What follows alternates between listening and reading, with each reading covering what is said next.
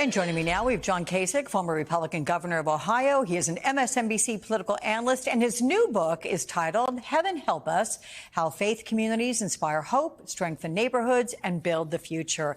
Governor, welcome. Good to see you, my friend. And we're going to get to that book in just a moment. But first, what's going through your mind as you watch snippets of this cabinet meeting? I mean, is this the norm at gatherings of high-level officials? It's dangerous because, like when you're governor, I wasn't president, but I was still, the seventh largest state, governor of the state. And the most dangerous thing you can have is when people sit around you and tell you how great you are. Because remember in the old Roman mythology when the emperor would ride into, they'd have somebody behind him saying, fame is fleeting, glory is fading. You got to have somebody around that's going to say, no, that's not right. And you don't want to have groupthink. Now, thank goodness Scott Bessent, from everything I can tell, I happen to have met him, that he said to the president, we can't keep doing what we're doing on tariffs because the bond market's falling apart. The world is getting nervous. You can't just have people saying how great you are. You got to have people that can be constructive and give guidance and advice, because if the top leader never hears it, they can stumble over their own way and end up in a mess. And so that was pretty shocking. Yeah.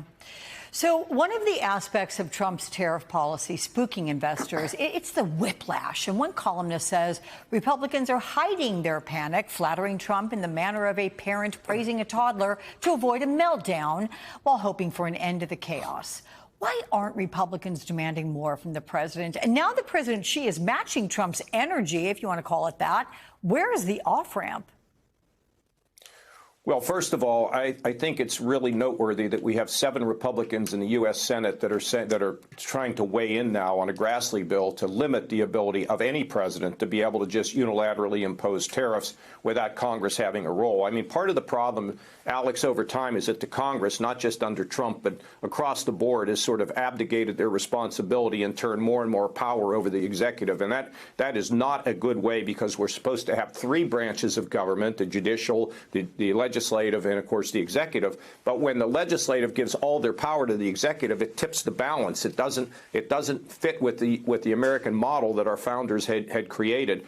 Secondly, I think that you've got this pause, and this 90-day pause was sort of an off-ramp. But let me tell you that the markets are still rattled, and at the same time, there's another issue out there, and it's an issue of trust. What you're hearing around the world, foreign capitals, is who is America? We used to trust them, we used to count on them, and now we don't. And that doesn't mean there weren't changes that needed to be happening between the United States and some of our allies, having them carry more of the load. But to just kind of walk away, to leave Ukraine kind of dangling out there for a while, without guaranteeing their overall security. And now the tariffs, it's creating tremendous uncertainty and distrust. That's a real problem. Yeah, and I don't 100%. know how we get that back. I don't know how we get it back, but we'll see. So the president is also once again going after perceived enemies. He's got those new executive orders targeting former staffers Miles Taylor and Chris Krebs, who questioned his conduct and his election fraud claims. And here's some new reaction from Congressman Jamie Raskin. Let's watch. Chris Krebs did his job by debunking all of them in his work online and saying there was, in fact, no stolen election and there was no election fraud. Donald Trump clearly wants to exact his retaliation against Miles Taylor simply for telling the truth about him and exercising his First Amendment rights. They want to make it illegal in America. They want to make it criminal in America to utter any words critical of Donald Trump. What's your reaction to that?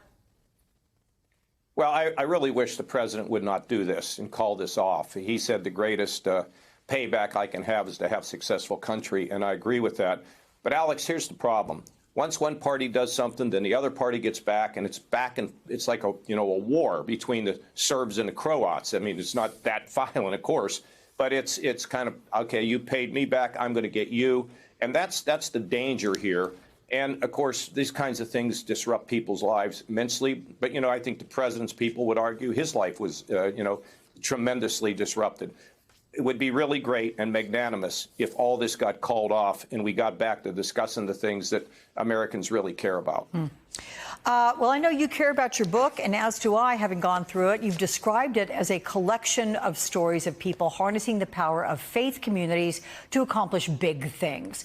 What inspired you to write this book? And I just want to tell viewers, I particularly love that story about Bob Freeman and the Tri-Faith Center in Omaha, Nebraska, and that shared community home for worship. You had Jews, Christians, and Muslims taking advantage of that space.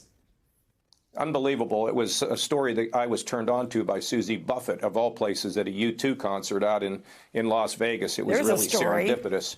Yeah, and the fact of the matter, and with my buddy Bobby Shriver, but what really happened was he had a dream, and 15 years later, he was able to realize that dream by bringing these three faiths together and to have a common area, not just for adults, but for kids to learn how to get along. I wrote the book to some degree because I thought, Alex, in the middle of all this angst and polarization, if people would, as individuals, begin to determine their purpose, find their purpose, and work with others through the faith community, we could build community. And that's really critical, to build community. And these institutions of churches and mosques and synagogues are places where people have a great idea about whether it's about poverty or human trafficking, or what do we do with the autistic as they age and what happens to their parents, when it comes to literacy. And all these different issues are spelled out in this book. And I wrote it because I thought we were going to get to the point where people were going to move away from politics and want to have a breath at what they could do to improve their lives and to improve the lives of the community and thus the country. I have to tell you, I think people are still in a mood to spend all their time on politics. But at some point, that'll pass. And at some point, I hope, heaven help us, will help them to get oriented in terms of where they think they can go to make a big difference. Well, the book has wonderful examples and stories and vignettes, so they can put the book on their bedside table, and when they want to get around to it, it'll be there for them. John Kasich, thank you so much. I introduced you as a friend at the beginning of this, and that's what I consider us at this point after all these times You're talking terrific, together. Alex. Thank you And so you. much. Thank you for your interest. All right.